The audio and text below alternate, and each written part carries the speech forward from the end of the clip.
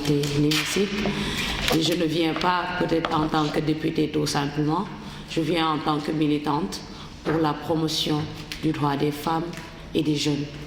En ma qualité de militante ayant travaillé comme responsable de programme jeunesse et leadership dans quelques ONG établies au Sénégal. Alors, c'est pour moi un réel plaisir de prendre part à cette rencontre, mais aussi qui témoigne à cet atelier d'échange concernant la force Covid-19, mais surtout l'implication des femmes durant la pandémie. Moi-même, j'étais volontaire, j'étais députée volontaire, membre d'un réseau qui s'appelle, d'une plateforme citoyenne qui s'appelle Revocap, réseau des volontaires communautaires en appui au personnel de santé. Nous avons voulu montrer qu'au Sénégal, il y avait de jeunes médecins disponibles, des professeurs agrégés émérites, des femmes anciennes ministres, des procureurs, des journalistes. Eux tous, ils pouvaient se mettre ensemble pour apporter une réponse concrète, mais une réponse communautaire pour la communauté. Donc, c'est en cette période de 8 mois que moi-même je coordonnais le pôle sensibilisation du Revocap, où c'était quelques 400 volontaires. On a eu à faire 50 émissions télé, radio avec les radios communautaires. On a eu à faire un plaidoyer auprès du ministère de la Santé pour lui dire que la riposte n'était pas simplement nationale. Il faudrait démocratiser la riposte, il faudrait la ramener au niveau des territoires. Alhamdulillah, on nous a suivis sur cette lancée. Après, nous avons dit que les premières personnes vulnérables en période de situation difficile, c'était les femmes. Donc, ce qui a fait que nous avons lancé une femme, un mari. Aucun fonds, je dis, aucun fonds des bailleurs, aucun fonds du ministère de la Santé, parce que Sénégal, jaral nañu ko. Sénégal, jaral nañu. Honorable député Mariam Soda Ndiaye, jël oto wam ne ko je le mets à la disposition du groupe, parce que oto de peuple bi la, c'est la voiture du peuple. Jël carburant bi, c'est le carburant du peuple. D'autres volontaires, ñu mel ni professeur Seydi, nangu ñëw bokk ci plateforme bi, sans attendre rien en retour. Je pense que le message que nous voudrions lancer, c'est qu'au moment où on nous parlait d'hécatombe, nous, on avait la réponse, et la réponse était endogène, et la réponse était en nous.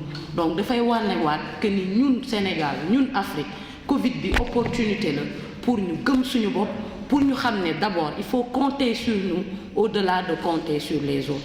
Donc, bu ñu gisee aussi d'autres organisations comme CICI, Affaires mondiales Canada ñëw jàpp si, on est doublement honoré. Beneen bi ma doon wax, peut-être c'est par rapport aux leçons apprises. Madame Woré tout à l'heure y est revenue, donc sur la composition de la force Covid-19, que les femmes n'étaient pas très représentatives. Pourquoi ça? Donc je pense qu'il faudrait interroger, parce que Mandama Diapane, il faut être républicain jusqu'au bout. Président Lignoufal, c'est lui qui définit la politique de la nation. C'est lui qui a pensé, on est en guerre. Pourquoi on n'a pas consulté, on n'a pas élargi? C'est parce que nous sommes président de Fauteur le Mouiteural Bapare, Wote, les forces Covid-19, nous les suivre. Et ça a été décrié, ou avec la société, nous avons un comité de pilotage.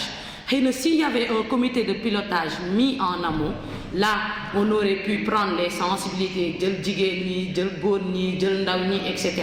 Maintenant, il faudrait davantage convoquer le caractère inclusif des politiques que nous mettons. Il faudrait en amont qu'il y ait des discussions collégiales avant la prise de décision.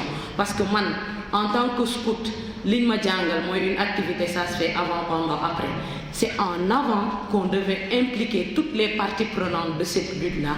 Quand on est en force Covid-19, on aurait une représentation féminine. Et je pense que les femmes pouvaient porter ce plaidoyer, mais elles te disent « Ah, nous sommes dans une logique de parti ». Alors, donc, il faudrait davantage renforcer la prise de parole des femmes, ou bien leur représentation dans les partis politiques, pour qu'il y ait une décision de manière collégiale et soutenue et unanime, une lie en unité. Donc ça, je pense que c'est du ressort de toutes les ONG, de la société civile pour aller en ça. L'autre élément que je souhaiterais soulever, pour aller plus d'autonomie, nous miser si moi je le dis, on a beau dire émergence, mais si on n'investit pas sur notre capital humain, on aura du pétrole, mais ce sera aux autres de venir de l'exploiter à nous tous. Donc, je pense que cadre d'allocution mais vous voulez dire que c'est la parlementaire qui parle, mais c'est la militante. Et il faudrait que peut-être nous assembler, nous avons cette fibre de militante d'abord. Parce que si tu n'as pas cette fibre de militantisme, là, si par contre, si vous allez assemblée avec ce bagage de citoyenneté, si vous allez assemblée honorable Lalla Aïcha Fall de Mobile, de faire un plus. Moi aujourd'hui j'ai pu bénéficier de beaucoup de programmes canadiens, mais quand il fallait dire non, j'ai dit non parce que c'est contraire à mon éthique, c'est contraire à ma culture, c'est contraire à mon éducation. Il faudrait que nous taxaw mëna jakarlok Europe, mëna jakarlok Afrique de manière États-Unis, etc., de manière décomplexée. C'est eux qui avaient prédit l'hécatombe, plus de 200 000 morts en Afrique.